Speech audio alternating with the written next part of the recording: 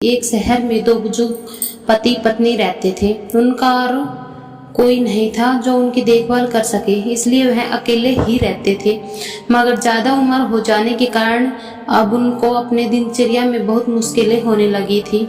पति पत्नी चाहते थे कि वह अपनी हेल्प करने के लिए कोई नौकर रख ले, मगर पति जो था बहुत शक्की था, उसे किसी पर भी आसानी से भरोसा नहीं होता था। इसलिए वह नौकर को रखने में थोड़ा हिचकिचा रहा था। मगर पत्नी के बहुत समझाने के बाद उसने नौकर की तलाश शुरू कर दी जिस पर भरोसा कर सके।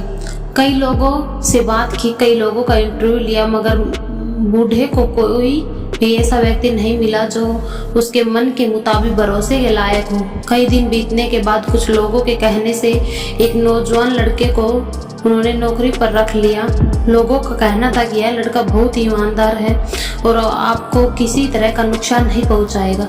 मगर जैसे बूढ़े आदमी का स्वभाव था, उसको कहाँ उस पर इतनी जल्दी भरोसा बैठने वाला नहीं था। वह इस बात को लेकर हमेशा चिंतित रहता था। बहुत सोचने के बाद बूढ़े को एक आइडिया आया। उसने उस लड़के को आजमाने की कोशिश की।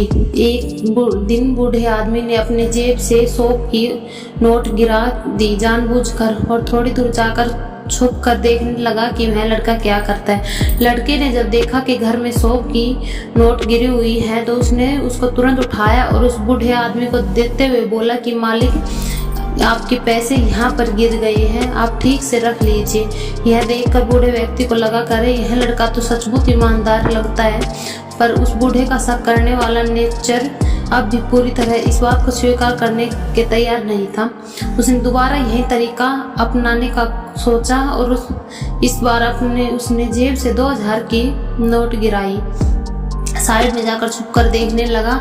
लड़का देख रहा था कि बूढ़ा आदमी कैसे जानबूझकर जेब से पैसे गिरा रहा था। उसको यह समझने में देर नहीं लगी कि पहली बार भी यही हुआ होगा।